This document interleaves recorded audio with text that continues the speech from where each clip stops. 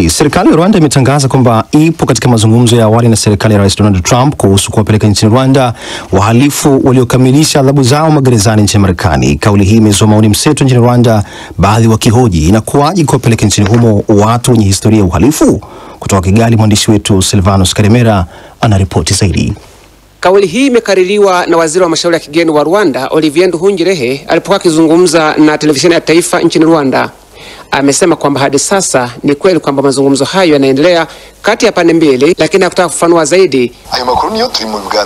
Ni kweli tunaendelea na mazungumzo na Marekani. Nadhani hata hapo awali tulikuwa na mazungumzo kama haya na Uingereza. Hili si jambo jipya kwetu sisi. Lakini pia kama unavyojua, sisi tumekuwa na historia ya kuwapokea hapa wahamiaji kutoka nchi mbalimbali ikiwemo Libya. Ni katika muktadha huo mzima wa kutoa bahati nyingine kwa wahamiaji wenye matatizo katika sehemu nyingine za dunia. Tunaendelea na mazungumzo na Marekani na bado mchakato huu haujakamilika kiasi kwamba mazungumzo yataisha hivi karibuni. Nathibitisha kuwa mazungumzo haya yanaendelea. Mkataba huu unatarajiwa kusainiwa mjini Washington baadaye mwezi Juni mwaka huu, wakati wa zoezi zima la kusaini mkataba wa amani katika nchi za Jamhuri ya Kidemokrasia ya Kongo na Rwanda. Kauli hii ilithibitishwa pia na mshauri wa Rais Donald Trump kuhusu Afrika, Masadi Boulos, mjini Doha wiki iliyopita. Tutakaposaini mkataba wa amani na madini na Kongo, kutakuwa pia na mikataba mingine tofauti tutakayosaini na Rwanda, alisema Boulos mjini Doha. Hata hivyo, kauli hii imepokelewa kwa hisia mseto na baadhi ya wananchi nchini Rwanda kutokana na kile wanachosema ni historia mbaya ya wahamiaji hawa kutoka Marekani inayoweza kusababisha matatizo kwa usalama wa Rwanda, kama inavyobainishwa na Jean Paul Niyonagira na Harriet Musanabera, wakazi wa Kigali. Mimi binafsi ninaona swala hili ni hatari. Tukumbuke kwamba hao watu kutoka nchini Marekani ni watu ambao wameshindwana na serikali ya Marekani, wamefanya uhalifu wa hali ya juu.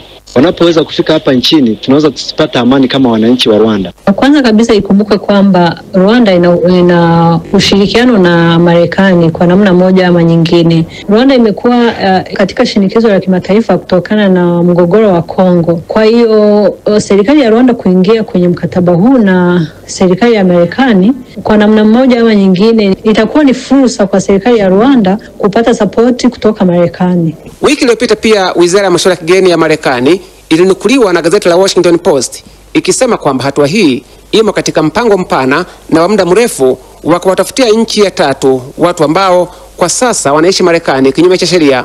Rwanda imewahi kuwa na mkataba wa namna hii na Uingereza na ambao ulionekana kufikia hatua za mwisho kutekelezwa hadi ulipoharibika kabisa baada ya kuingia madarakani waziri mkuu wa sasa wa Uingereza Keir Starmer. Silvanus Karemera, DW, Kigali. Tuelekee sasa nchini Sudan. Vita vya wenyewe kwa wenyewe nchini Sudan vimeingia katika hatua mpya ya hatari baada ya vikosi vya wanamgambo wa RSF kushambulia kwa droni mji wa Port Sudan ambao ni makao makuu ya muda ya serikali inayoungwa mkono na jeshi. Hili ni shambulio la kwanza katika mji huo wa pwani tangu vita kuanza mwezi Aprili mwaka 2023. Thelma Mozaya na ripoti kamili. Kwa mujibu wa taarifa ya jeshi, RSF walilenga kambi ya anga ya Osman Digna, ghala la bidhaa, pamoja na miundombinu ya kiraia kwa kutumia angalau ndege 7 za kujitoa mhanga. Kamanda wa kanda ya kijeshi ya bahari ya Sham alisema mashambulizi hayo yalidumu kwa zaidi ya saa 3 na yalihusisha jumla ya droni 11. Hakuna vifo vilivyoripotiwa, ingawa uharibifu wa mali umetokea. Shambulio hilo liliibua hofu na kusababisha uwanja wa ndege wa Port Sudan kusitisha shughuli kwa muda. Uwanja huo umekuwa kiunganishi muhimu tangu uwanja wa ndege wa Khartoum kufungwa mwanzoni mwa vita. Mamlaka ya usafiri wa anga ilitangaza kurejea kwa safari saa chache baadaye. Wakati huo ndege za RSF zilishambulia pia uwanja wa ndege wa Kassala ulioko karibu na mpaka wa Eritrea siku moja tu baada ya shambulio la awali. Katika mji wa El Obeid, wakazi waliripoti kuona droni zikizunguka angani kabla ya mlipuko kusikika. Hili linaonyesha matumizi ya droni kuwa silaha mpya ya RSF kupanua vita mbali na ngome zao. Maafisa wa Sudan wameshtumu Umoja wa Falme za Kiarabu UAE kwa kutoa droni za kisasa kwa RSF. Waziri wa habari wa Sudan Khalid El Asir anasema mashambulizi haya yalipangwa na kuendeshwa kutoka vyombo vya kudhibiti droni vilivyokuwa Abu Dhabi, jambo linalowafanya wavione vita hivyo kama tishio la kimataifa na si la ndani pekee. UAE imekana madai haya mara kadhaa. Kama kisasi, jeshi la Sudan lilishambulia uwanja wa ndege wa Nyala huko Darfur na kudai kuharibu ndege ya mizigo ya Boeing kutoka UAE iliyokuwa ikibeba vibeba silaha, droni na vifaa vya kijeshi kwa ajili ya RSF. Jeshi lilisema shambulio hilo liliua raia wa kigeni na wapiganaji 150 wa RSF waliokuwa wakipelekwa UAE kwa mafunzo ya kijeshi. Mashirika ya haki za binadamu na Umoja wa Mataifa yamewashtumu hasa RSF kwa uhalifu mkubwa wa kivita, ikiwemo mauaji ya kikabila, ubakaji wa halaiki na mashambulizi dhidi ya raia hasa katika maeneo ya Darfur. Matukio haya yanachunguzwa kama uhalifu wa kivita na uhalifu dhidi ya binadamu. Tangu vita vianze Aprili 2023, takriban watu 24,000 wameuawa na milioni 13 wamelazimika kuyakimbia makazi yao, wakiwemo milioni 4 waliokimbilia nchi jirani.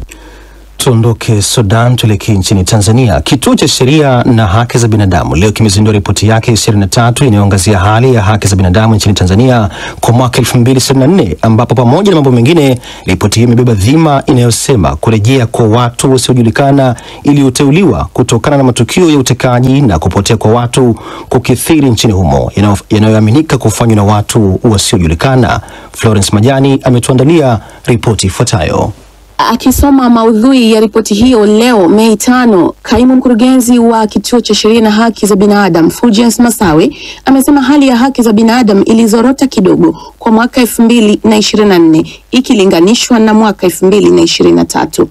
Ripoti imebeba dhima isemayo kurejea kwa watu wasiojulikana, ambapo kwa mujibu wa LHRC kumekuwa na ongezeko la mauaji na kupotea kwa watu, matukio ambayo LHRC imesema yanaongezeka hadi wakati ambapo ripoti hiyo inatolewa. Amesema kulikuwa na matukio 63 ya watu kutekwa, kupotea na kuuawa. Mbali na matukio ya zamani, mwaka 2024 kuna jumla ya matukio yaliyoripotiwa 63 na vyombo mbalimbali. Matukio ya kusikitisha kama ya Ali Kibao, kwa mnaokumbuka, Deusdedith Chisoka na wenzie waliotekwa, umeufanya mwaka 2024 kuwa mwaka ulikuwa na matukio mengi ya kutisha na yanayotishia uhuru na usalama wa raia. Kadhalika, katika ripoti hiyo ilielezwa kuwa mauaji ya wenza, imani za kishirikina na matukio 500 ya wananchi kujichukulia sheria mkononi yalibainishwa. Sambamba na hayo, haki za raia za kisiasa na za kiuchumi zilikiukwa zaidi, ikiwamo kuvunjwa kwa haki za binadamu na utawala bora wakati wa uchaguzi wa serikali za mitaa mwaka 2024. Matukio ya ukatili kwa wanawake na watoto nayo yametajwa kukithiri, ambapo 41% ya watoto walifanyiwa ukatili na 29% ya wanawake nao waliathirika na matukio hayo. Mwakilishi wa ubalozi wa Irish nchini Tanzania Owen McMahon amesema, tunathamini umuhimu wa asasi za kiraia kama LHRC katika kuwajibisha watendaji na kuhamasisha jamii yenye usawa na utawala bora. Mtafiti mkuu wa ripoti hiyo Fundikira wa Zambi ameyataja mapendekezo ya ripoti hiyo katika suala la watu wasiojulikana linalohusisha mauaji na utekaji. Tumekuwa tukipendekeza kiundwe chombo maalum cha kuchunguza tuhuma dhidi ya maafisa wa vyombo vya dola. Sababu mengine haya wanatuhumiwa wao. Kiundwe hicho chombo maalum ambacho kitasaidia kuwafanya wananchi waweze kukifikia kirahisi na kuweza kutoa malalamiko yao. Ripoti ya LHRC kwa mwaka 2024 imechukua takwimu kutoka mikoa 20 ya Tanzania bara kupitia tafiti, ufuatiliaji wa haki, msaada wa kisheria na uchambuzi wa taarifa za vyombo vya habari. Kadhalika, ripoti hiyo imetoa mapendekezo kadhaa kwa serikali, ikiwamo kutoa taarifa kuhusu matukio ya utekwaji, kushambuliwa na kupotea kwa watu, kusimamiwa kwa haki za wanawake na watoto na watu wenye ulemavu Tanzania.